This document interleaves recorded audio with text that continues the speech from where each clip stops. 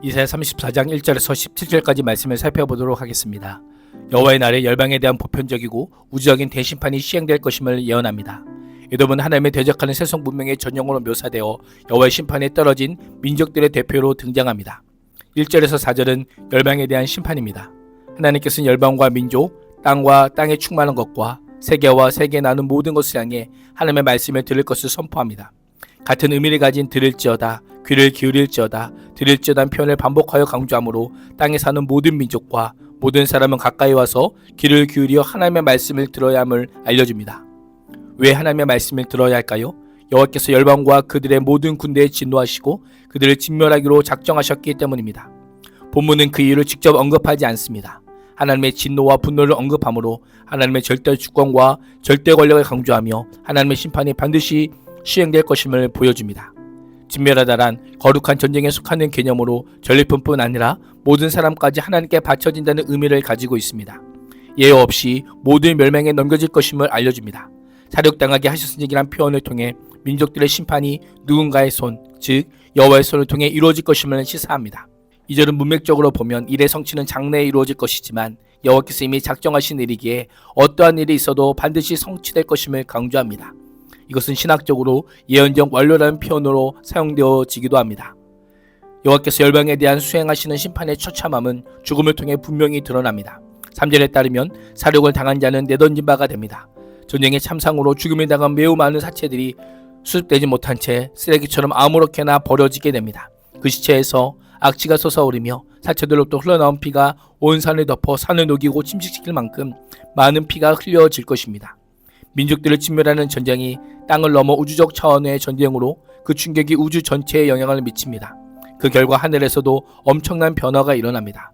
하늘이 두루마리처럼 말려 사라지고 포도나무 잎과 무화과나무 열매가 시들어 떨어지듯이 하늘의 만생이 모두 시들어 떨어집니다. 홍수처럼 사체에서 흐르는 피에 산들이 무너져 내릴 것입니다. 이를 통해 인간이 절대적이라 믿으며 숭배해온 하늘의 1월 성신도 하나님의 주권 아래 있으며 얼마나 허무한 것인지를 깨닫게 될 것임을 보여주므로 오직 여호와 하나님만을 진실하게 의지할 것임을 강조합니다. 5절에서 15절은 에돔의 심판입니다. 이사야 선지자는 에돔에 대한 여호와의 심판과 그 심판의 처참함과 심판의 확실성을 예언하며 열방의 심판의 메시지를 더 구체화합니다. 에돔은 열방을 대표하는 상징적인 존재로 보여집니다. 에돔은 이삭의 장자인 에서의 후손으로 이스라엘과는 형제의 나라입니다. 그러나 이스라엘 가까이서 끊임없이 이스라엘을 괴롭히는 가시같은 역할을 하였습니다. 여호와의 칼이 하늘에서 흡족하게 마셨은즉이란 표현을 통해 세상에 대한 하나님의 심판이 이미 계획되었을 뿐 아니라 그 모든 준비가 마쳐져 이제 그 실행만 남겨두고 있음을 가리킵니다. 이제 그 칼이 에돔 위로 내려옵니다. 제사의 이미지를 통해 에돔의 파멸을 예언합니다. 제물을 잡은 여호와의 칼이 어린 양과 염소의 피에 흥건히 졌고 수당의 콩팥에서 나온 기름이 그 칼에 엉겨붙듯이 여호와께서 보스라에서 그 백성을 희생제물로 잡으시고 에돔 땅에서 그 백성을 크게 사륙하실 것입니다. 난공불락에서 그 보스라도 심판을 받게 됨을 보여주며 아무리 견고한 요새와 피난처가 있다 해도 하나님의 심판을 피할 수 없음을 알려줍니다. 하나님께서 수많은 에돔 사람들을 일순간에 마치 짐승을 도륙하듯이 심판하실 것입니다. 에돔의 지도층과 힘있고 권세 있는 자들로 상징되는 들소들과 송아지들과 황소들이 함께 내려갑니다. 땅이 핏빛으로 물들고 흙이 기름에 엉길 것입니다. 8절에 따르면 이때가 바로 여호와께서 보복하시는 날이요 시온을 구하여 주시고 대적을 파멸시키는 해요 보상하여 주시는 해입니다. 여호와께서 시온의 법적 권리를 되찾아 주시기 위해 에돔에 보복하시는 해입니다. 하나님께서는 그의 백성들이 부당하게 당한 모든 고통에 대해 최후 법정에서 벌을 내주시며 받은 해 이상으로 모든 보상을 해 주실 것입니다. 반대로 행악자들에게는 마땅한 형벌의 보응이 주어질 것입니다. 하나님의 공의로운 징벌을 통해 하나님의 정의가 회복됩니다. 에돔으로 대표되는 지역들의 땅이 황폐하게 됩니다. 에돔의 강들은 역청으로 변하고 흙이 유황으로 변하고 온 땅이 역청처럼 타오를 것입니다. 그 불이 밤낮으로 꺼지지 않고 타서 그 연기가 끊임없이 치솟으며 에돔은 영원토록 황폐하여 그리로 지나가는 사람이 없을 것입니다. 세세히 영영이란 표현은 모두 영원성을 나타내는 단어로 문자적으로 영혼들 중에 영혼이란 의미입니다. 에돔의 심판의 영원성을 3중 4중으로 강조하여 그 파멸의 철저함을 강조합니다. 이는 반대로 하나님의 심판을 통해 하나님의 백성이 다시는 이들로 인해 고난을 받지 않고 영원한 복을 누리게 될 것임을 보여주고 있습니다. 에돔 주민이 사라진 자리에는 들짐승이 차지하여 거주합니다.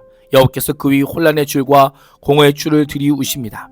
원래 줄과 추는 건물의 수직 각도를 측정하기 위해 사용되지만 여기서는 에돔의 죄를 정확하게 측정하여 판단하시고 공의롭게 심판하실 것임을 알려줍니다.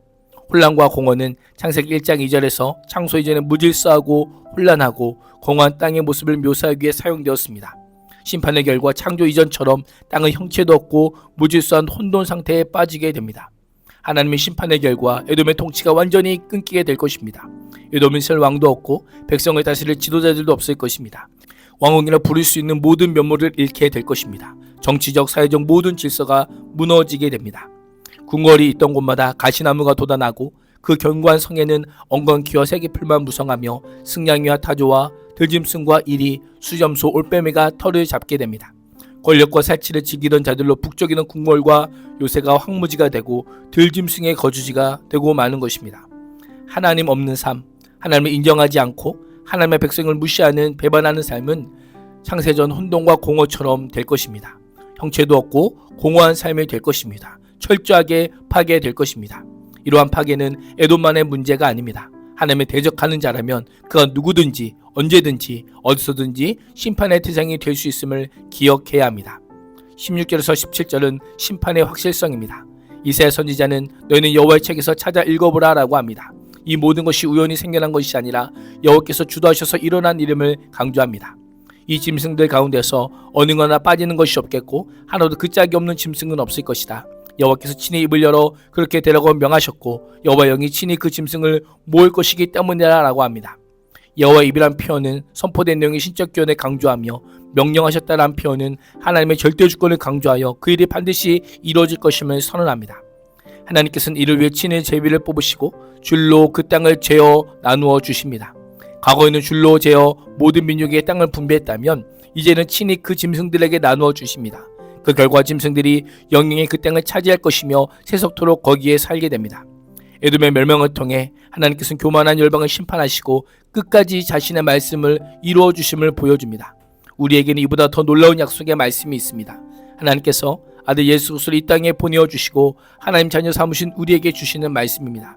인간의 부귀와 영혼은 사라져도 하나님의 말씀이 사라지지 않고 영원합니다. 세상은 결코 힘이 유지되는 것이 아니라 하나님의 주권에 의해 움직여집니다. 오늘도 하나님과 하나님의 말씀이 우리의 유일하고 영원한 소망이 되시기를 주님의 이름으로 축복합니다. 기도하겠습니다. 하나님, 무너지는 제국을 바라보며 세상의 모든 권세보다 크신 주님을 의지하게 하시고 세상의 어떤 것에 흔들리지 않고 유일하고 영원한 소망인 하나님의 말씀을 붙잡는 복을 누리게 하여 주옵소서. 예수님의 이름으로 기도합니다. 아멘.